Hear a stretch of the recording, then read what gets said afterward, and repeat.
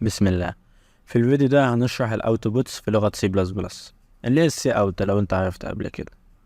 اول حاجة، يعني ايه اوتوبوتس؟ اوتوبوتس معناها مخرجات. يعني انت دلوقتي دخلت على موقع زي مثلا فيسبوك ولقيت رسالة طلع لك الاول. الرسالة دي بتقول لك مثلا سجل دخول. الرسالة دي كلمة تسجيل دخول، دي اوتوبوتس. دخلت على موقع لقيت كلمة مثلا ويلكم اي حاجة، دي اوتوبوتس. هي رسائل بتطلع من الكمبيوتر لليوزر. وكل لغات البرمجة اللي احنا عارفينها دلوقتي فيها اوتوبوتس. اكيد كلهم، مش هقول اغلبهم، لا هو اكيد كلهم فيهم اوتوبوتس. على سبيل المثال، دي طريقة كتابة الاوتوبوتس في لغات زي بايثون. بنكتب برنت بس، يعني سهلة دي. في لغات زي جافا سكريبت بنكتب كونسول لوج وبين القوسين نكتب الكلمة اللي عايزين نطبعها. في لغة زي سي شارب بنكتب كونسول رايت لاين وبين قوسين بنكتب النص اللي عاوزين نطبعه. بي اتش بي بنكتب ايكو ونطبع الكلمة اللي عاوزين نطبعها. جافا سيستم اوت برنت لاين وبنكتب النص اللي عاوزين نطبعه. احنا هنا بنطبع نصوص. في حاجة مشتركة وهو ان كل نص بنطبعه بيبقى بين علامتين تنصيص، العلامتين الصغيرين دول. هنفهم انا هم عندنا دلوقتي ان احنا الاوتبوت في لغة سي بلس بلس، والاوتبوت في لغة سي بلس بلس اللغة اللي هنتعلم بيها هي سي اوت.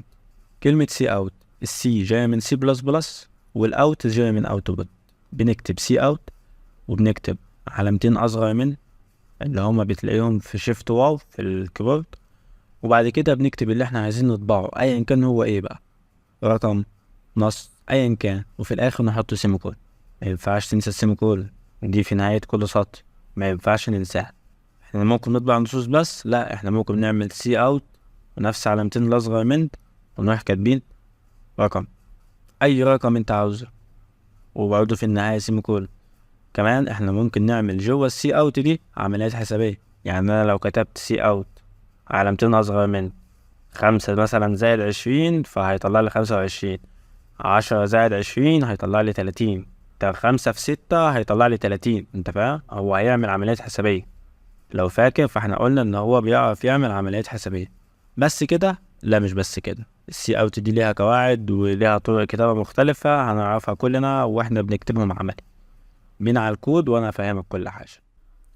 طيب، بسم الله. في الفيديو ده هنعرف ازاي نطبع اول سطر وهنتعرف على ازاي نكتب اول سطر كود اصلا. تعالى بس نفتح فيجوال ستوديو كود كده. قبل ما ابدا، اي كلام بالاخضر فوق مالكش دعوه بيه، مالكش دعوه انت بالحاجات دي ولا كانها موجوده. اكبر كده شويه. ده اول سطر لما شرحناه في فيديو الفيرست كود، هاشتاج انكلود ايو ستريم يوزنج نيم سبيس، ودي الانت مين الجميله بتاعتي. عشان اثبت لك، لو فتحنا الايو ستريم دلوقتي ودوسنا اف 12 او مثلا عملنا كده، فتح لي كل حاجه موجوده جوه المكتبه دي. كل اللي موجود جوه المكتبه دي اهو.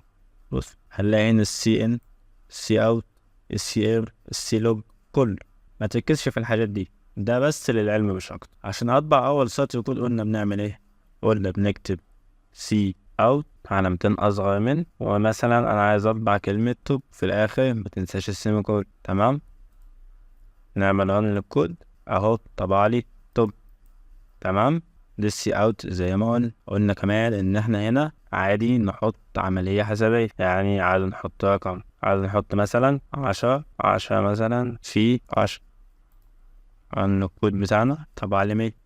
واي ارقام واي عملية حسابية زي ما شرح. دلوقتي انا عاوز اطبع مثلا كلمة نمبر او نم، فهطبع كلمة نم عادي، بس عايز اطبع كمان رقم، فهتقول لي نيجي مثلا نكتب سي اوت كده ونروح كاتبين مثلا 10. ده كلام جميل. بص كده، طبعا النم اهي، ادي نم وادي رقم 10. تمام. طب عايز احط مسافة بينهم، بحطها هنا عادي. المسافة لو حطيت 50 مسافة هنا فهيتكتبوا عادي. ادوسنا كده.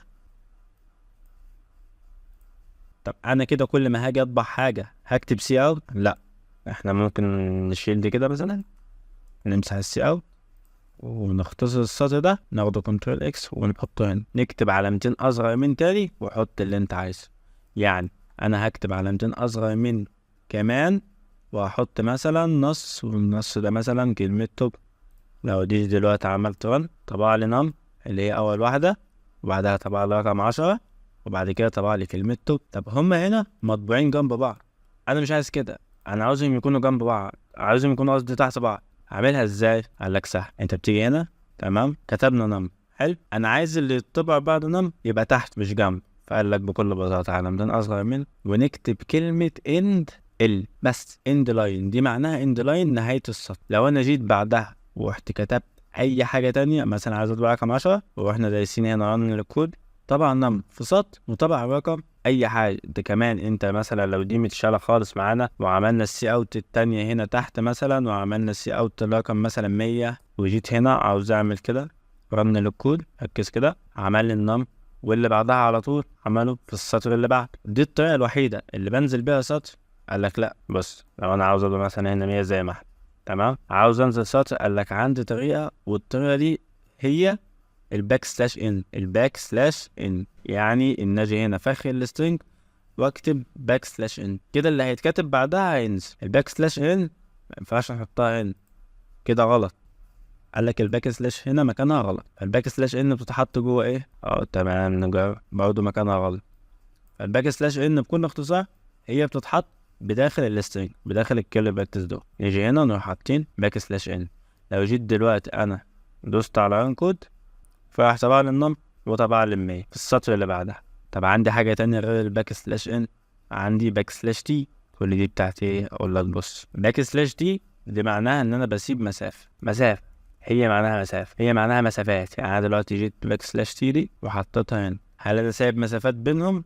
مفيش، حاطط باك سلاش تي بس. لو دوست رن هنا بقى بص كده، في مسافة اهي، في مسافة عاملها لوحدي. نسبة تاني لو شلنا الباك سلاش تي دي كده وحطيناها هنا، هل في مسافة بين النم والمية؟ مفيش. لو دوسنا رن هنلاقي عمل مسافة من نفسه، ولو عملنا باك سلاش تاني فهيعمل مسافتين، فعمل مسافتين، وهكذا. دي الباك سلاش تي. تقول لي تمام انا كده فهمت، بس عندي تعقيب بسيط. انا دلوقتي طالما فتحت الدبل كوتيشن دول اقدر اكتب جواهم اي نص. طب لو انا عايز اكتب جوه النص ده دبل كوتيشن، يعني مثلا عايز اكتب نم مثلا واعمل كده واكتب هنا 10، هل الكلام ده ينفع؟ لا، الكلام ده ما ينفعش. انا لو جيت دلوقتي كتبت هيقول لي ازاي حاطط لي سترينج جوه سترينج، ازاي حاطط لي نص جوه نص، ما ينفعش. عشان نعملها فبنيجي نكتب الباك سلاش، بناخد الباك سلاش بس وبنحطها قبل كل علامه. قبل كل دبل كوتيشن بنحط الباك سلاش، قبل الدبل كوتيشن الاولانيه هنا بنحط سلاش، وهنا برضه بنحط سلاش. فاحنا كده حاطين قبل دي وقبل دي. نيجي دلوقتي مثلا نروح عاملين رول، هنلاقي اشتغل. بس بحط بعد السي اوت ارقام وكده بس؟ لا، انا دلوقتي لو عندي مثلا، لو عندي ان النم بيساوي 10 تمام، انا اقدر اكتب هنا طبعا نم هيطبع لي كام؟ هنا المفروض هيطبع لي 10 عادي، اعمل كده طبع لي 10. طيب لو جيت قلت عايز اطبع نم ده زائد 5 وجيت ادوس رن طبع عليه 15، خد النم اللي هي ب10 وزود لي عليها 5. ولو قلت له النم ده فيه 6 فهيطبع لي 60، فهيطبع لي 60 بس. دي السي اوت بكل بساطة. كمان انا لو جيت هنا وعملت مثلا النم ده غيرت قيمته وخليته يساوي مثلا 80، هنا بقى تقول لي هيطبع ال10 ولا هيطبع ال80. بص الكمبيوتر بتاعنا بيقرا الكود سطر. هو قرا الكود الاولاني قال لك النم بكام؟ ب10. بعد كده قرا الكود التاني قال لك النم بكام؟ 80. جا في السي اوت اطبع مين؟ قال لك اخر قيمة النم خدتها كانت كام؟ كانت 80. يبقى بس، يبقى انا كده لو انت دوست رن انا هطبع 80 بس كده. ودي بكل بساطة السي اوت. اتمنى تكون فاهم، وان شاء الله هتفهمها مع تطبيق الفيديوهات الجاية.